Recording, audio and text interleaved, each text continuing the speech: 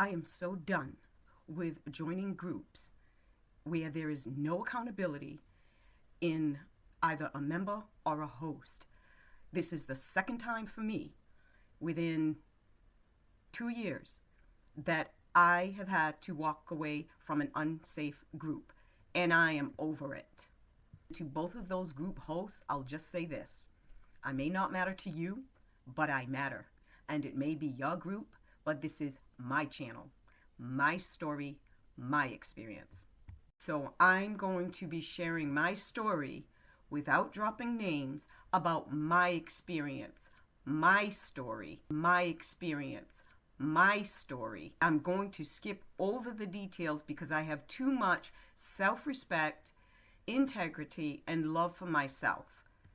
But I will share this. I was targeted, harassed, bullied, and violently accosted. People say there is safety in numbers, but what happens when someone in a group targets and violently accosts another member in that group? How safe are the numbers then? This is my story. So I'm just going to sit back, relax, have my coffee, sun coming in, surrounded by some plants. I just moved in and I'm loving it. And so you'll see boxes behind me and stuff. All right, so as I tell this, I'm going to skip details and get right to the dynamics. All right, let's get into it.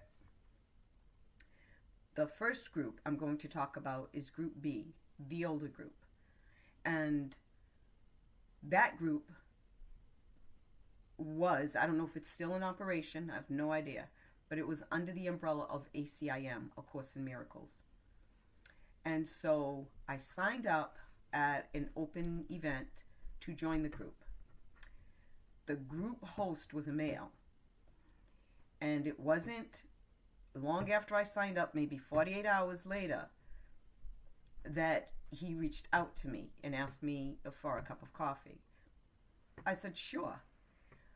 Later, he sent me a text after we had the coffee and we both returned to our respective places. I received a text from him that said, I'd love a second date. And I was like, wait a minute, what? That wasn't even, I said it, that wasn't even a first date. So, and I made it very clear, I am uninterested in you romantically. I am uninterested in you that way. So now the group goes on. I join the group. We're online. We're having the meeting. And everything's good. And I'm loving the people in the group. It's a very small, intimate group. And the people are really beautiful. At least they were beautiful with me. And so this happened over a period of a couple of months. And I actually made 2 podcasts about the energy. I broke it down alchemically. If you're interested, please go see those podcasts, especially if you've had this experience, because there's a lot of groups now I know this. I didn't know this before, but there's a lot of groups that, even though we're stepping into it in good faith and being authentic and being transparent, there's a lot of groups that haven't done their soul work. And I don't mean generalize as the group. I mean maybe a host or some members in that group. So I don't want to generalize the group. So anyway, over a period of a couple of months, there were some sexual innuendos, inappropriate innuendos, and I shut them down. But what really got me and started to irritate, I wasn't triggered. It was just the observation that my soul was just like, no. Was that when, even though he was doing this behind the scenes, right? Whether he was aware he was doing it or not, I called him out on it and I told him it was inappropriate. I shared it and I shared how uncomfortable I was. But the thing was, and he said he was sorry. He did apologize. But you know, when someone apologizes and you know it's not sincere, well, he proved me right, because he then did another sexual innuendo, still pushing the envelope. So I had a feeling the apology wasn't sincere, and I was actually correct. I didn't want to be correct, but I was correct. So what was happening over those 2 months was that the meeting was every week, and he was sitting in the meeting just acting his regular self, and you know, whatever that self is, And this is where it comes in. That's what got me, is I don't get, and I don't want to get, how people can present a public persona and then behind the scenes be entirely different, like dirty deeds done in the dark type of thing, or a lack of integrity or respect behind the scenes. So I left the group and I sent an email to the other group members. It was a very small, intimate group. And if I just left the group, I didn't want them to feel it's a small group. Like I said, I think 6 of us, maybe, if I'm correct. I never want anyone to feel that anything is because of them, like a blame or a fault. Excuse me. So I sent them a short email, told them I loved them, told them I had to go. Someone in the group violated my boundaries. I never named him. I very uninterested in bringing drama to a group and having them having my experience dumped on them. They're having their own experience. In Al-Anon, we call it a group conscience, and I have over 25 years of Al-Anon, not just sitting in the seat or reading the manuals or the books or the literature. No. I'm talking about transformation. I'm talking about owning my shit. Pardon my French if any children are listening.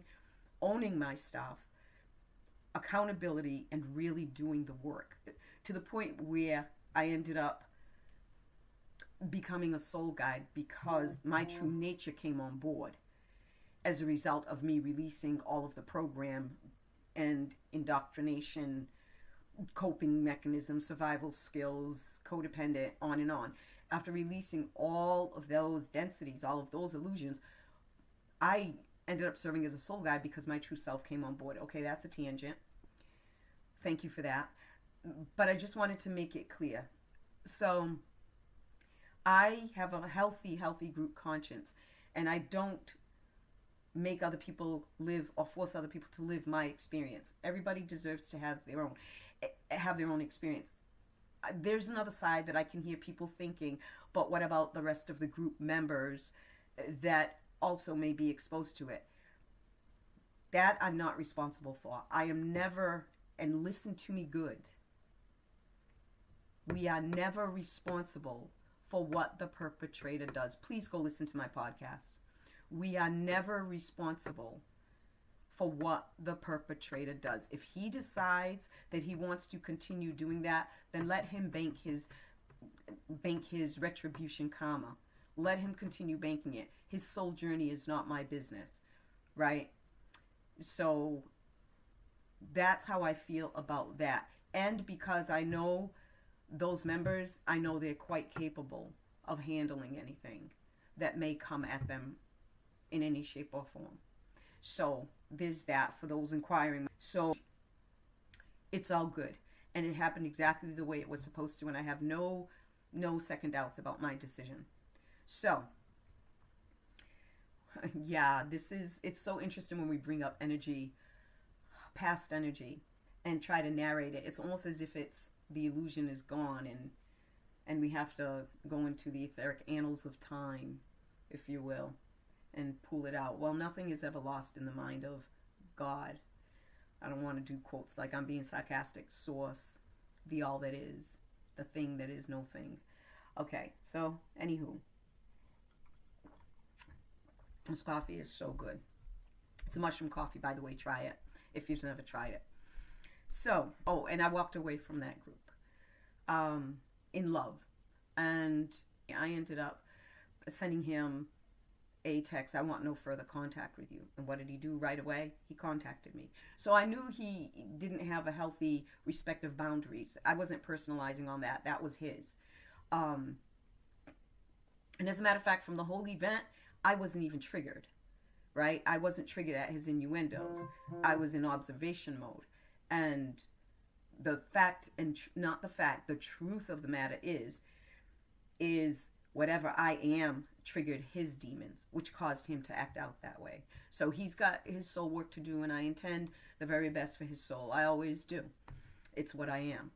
I don't need to walk away from people with baggage. Like, no, I've been there, done that, right?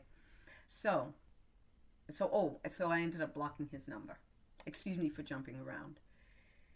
It's just a lot. It's a lot of information, and I wasn't sure if I was even going to do this, but I am so glad right in this moment.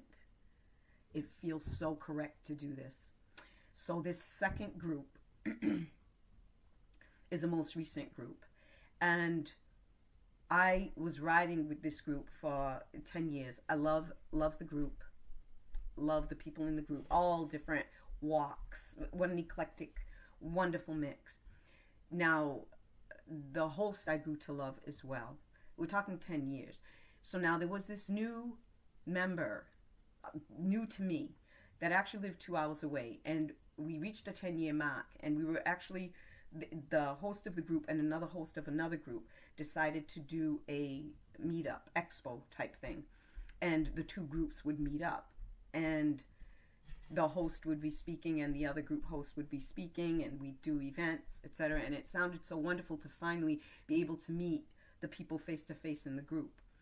Well, there was this individual that lived a couple of hours away from me, and I ended up connecting with them and riding with them to the event, and it was a long drive. First, they lived 2 hours away from me, and then the additional drive to get to the destination was really long. We're talking 9 to 12 hours long. So anyway, this individual came across as, I don't know, very poised and very respectful, and something was off about it, but I couldn't, when you read energy and you just can't put your finger on it, but something's off. So it stayed back here. That little intuitive awareness stayed back here. So this individual was capable of a lot more violence than I thought.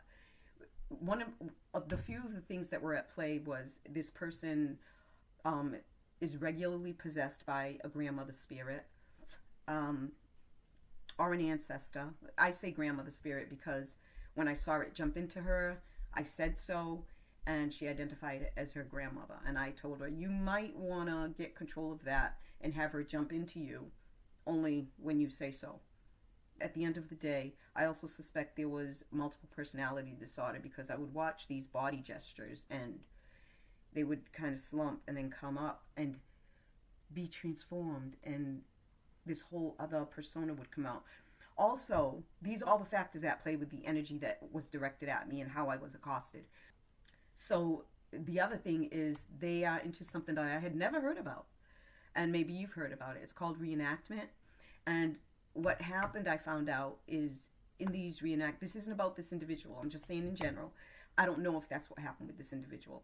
In general, reenactment, the people, they get together at churches or different places, and older places, I guess, older buildings, and they reenact a period of time when there were kings and queens and serfs and lords. And I did a little bit of research into it. I'm not an expert by far, but what happens to the reenactment individuals is that the longer they stay in, the more they disassociate with their true self, and the more they become that character. So there was all these elements going on, and as far as I see, this individual may have, I'm not trying to make a diagnosis, I'm just trust. I'm just doing my best to describe the energy that I was accosted with. So all of those factors, it came into play. The people can only hold a facade for so long. So on the ride up, the facade began to crack when we were like maybe an hour away from our destination. And I said, there it is. There it is. And so what ended up happening the entire weekend is I was targeted, and she was imitating me at every opportunity she got. She would watch me, and you can feel it when someone watches you, observe me, watch my mannerisms, and then reenact them. And that was the entire weekend at this expo meetup. And also there was passive aggressiveness that started coming at me. Passive aggressiveness out of nowhere, because I was doing my best to stay away from this individual. So that was happening. So this deflecting energy gets really exhausting. And so I was deflecting the whole weekend. I didn't tell anybody because I wanted everybody to enjoy their experience. I didn't tell anybody until the ride home when I said, no, I got to hold on to my sanity because it got insane. So when I went into the ride, the car was pulled over and I was violently screamed at the top of this individual's lungs. They came within 5 inches of my face. And I didn't fight. I didn't need to. I don't need to. And what I said was, you need to get back into your seat and change the tone of your voice when you're speaking to me. You will speak to me with respect, or you will not speak to me at all, and you will not get heard. So that's how I handled that. I felt like I was with someone age 2. But it was extremely it was top of the lungs screaming. And I never fought back. I did my best to get away from this individual the entire weekend. There was one point on the ride home, we're talking 10 hours. There were other things that happened. Top of the radio, full blast with bagpipe music playing. And I kid you not, I am the type of individual that I will tell you what I've done. As a matter of fact, I have a memoir coming out, okay? And I really hope that those of you listening get this memoir when it comes out, because not only do I tell on myself, I tell a story that may help you to heal and to move forward in your own experience. I'm always pointing people to themselves. It's what I do. I can't even stop it if I wanted to.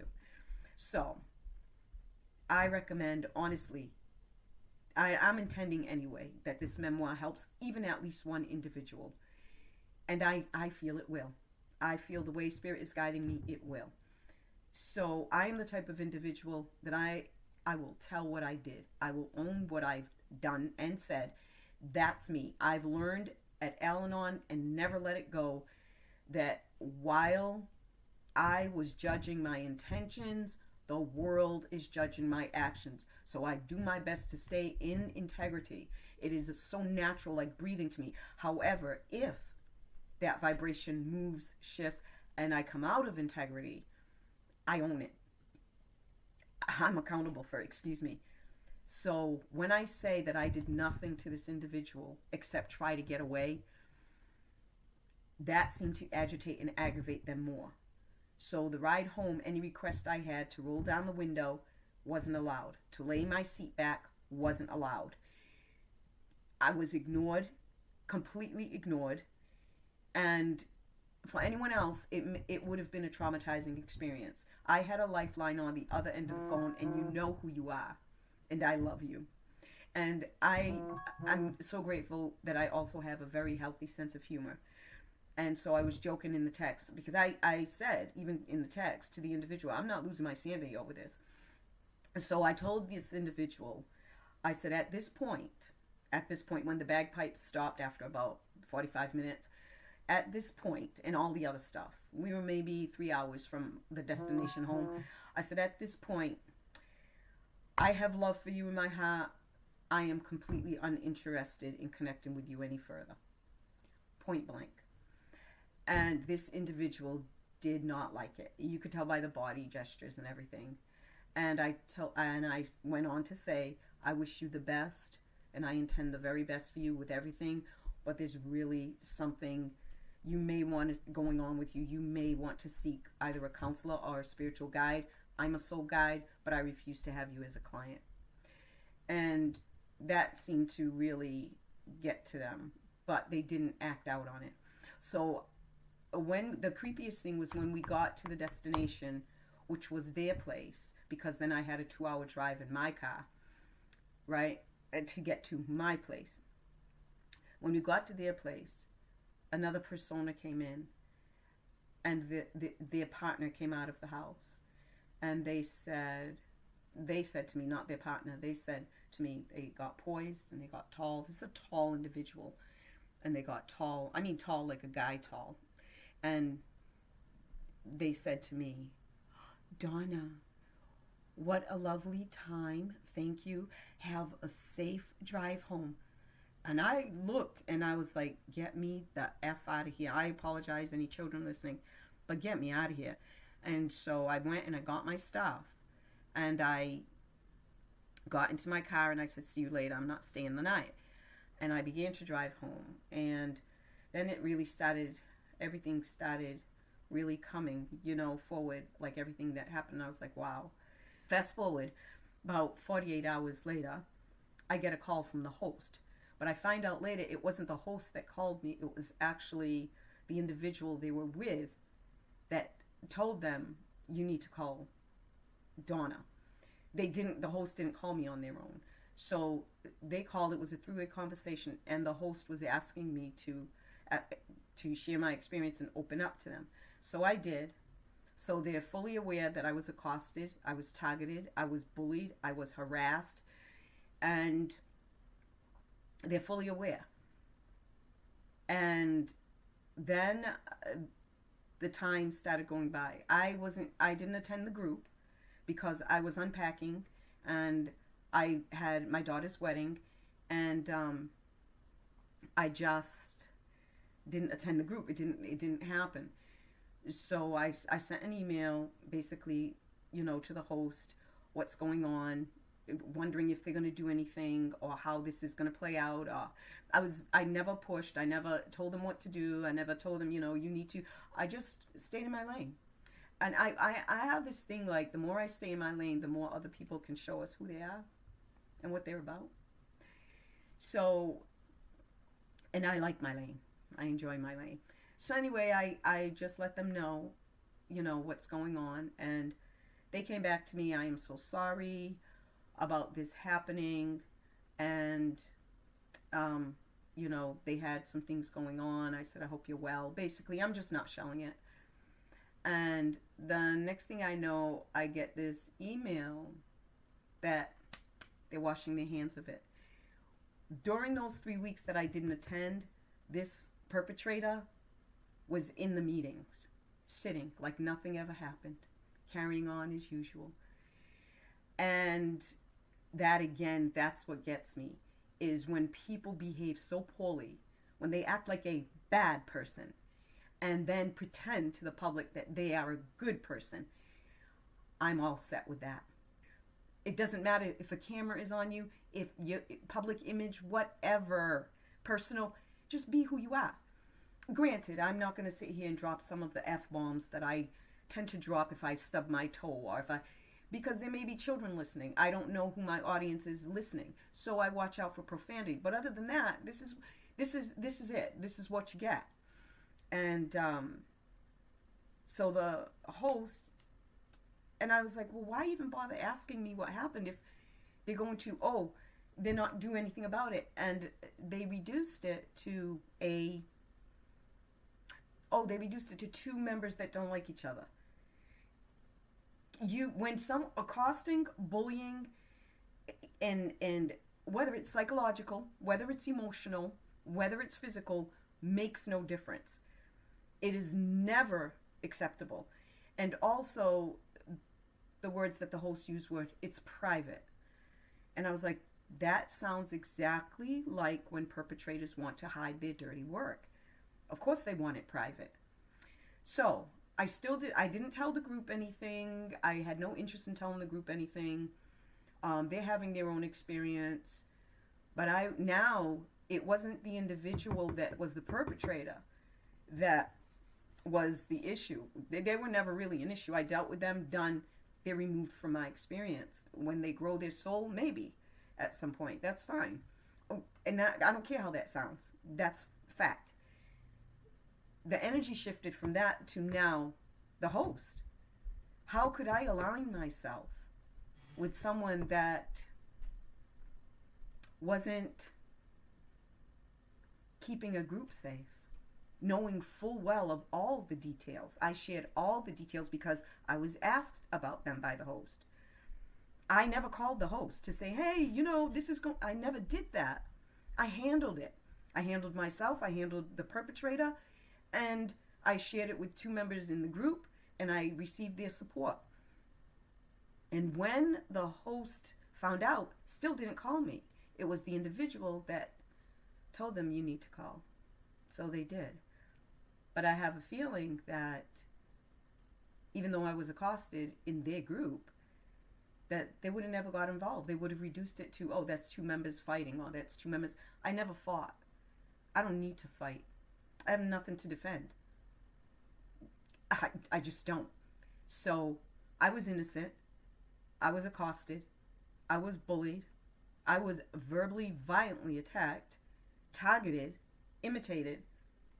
And the host decided they were going to just wash their hands and allow the perpetrator to still sit in the meetings while I was hung out to dry. That's not right. And I have love for this host. That's not right. So needless to say, I had to reevaluate my importance, and my importance to them, and I realized I don't matter to them. I don't matter to them. The words came out, I love you and miss you, but the actions weren't there to back it up. In Al-Anon, I've learned that my words and my actions need to line up. It's called integrity, when they integrate, or else don't speak the words. I learned in Al-Anon, and it's true. It's true. So those are my shares, because I am so done with people behaving however poorly they want, being a bad person, is someone else's phrase that I heard over the course of this, and I'm just all done. I'm just done with it. And they go on to do whatever they want and continue their public facade. Like, no, I didn't drop any names. So, but you know what? If you're listening, you know who you are. And for this host, I leave the door open. If they ever decide to do the right thing, because they certainly weren't interested in doing the right thing by keeping a perpetrator in the group and letting someone the other member who was violated, just hang in the wind. At the least, if the host didn't want or couldn't confront the perpetrator, at least it should have been brought to the group. It's their group too. The group deserves to know who they're dealing with. And we're talking a large group now. So I just didn't understand any of it or overstand it, and it's not mine to understand. I just know I'm in my lane, and I do what I need to do. Like I said, I have love for this host. I just have to do what I have to do to take care of me. And every time I share information, I'm intending that it helps at least one individual. At least one. Then I've done my part. So that's my testimony. That's my share. And if you can relate, regardless of, people dropping the word private because they don't want to be seen in their true colors or true face, you do what you want to do. If you want to make it public, you make it public.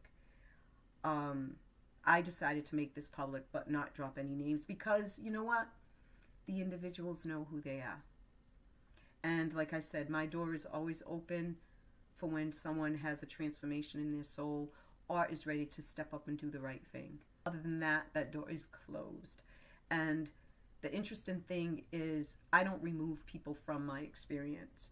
Their actions, their words, their choices, their non-choices, remove them from my experience. They do that all on their own. They don't need my help. And if they want to show up differently, they can choose that at any time. They don't need my judgment. I'm uninterested. I hold no judgment. I will not do that to this vessel. I will not do that to this soul. And when individuals show who and what they are, not only do they have the opportunity to choose differently at every single moment. I don't know where I was going with that. So that's my story. Have a good one. See you next time. Thanks for tuning in.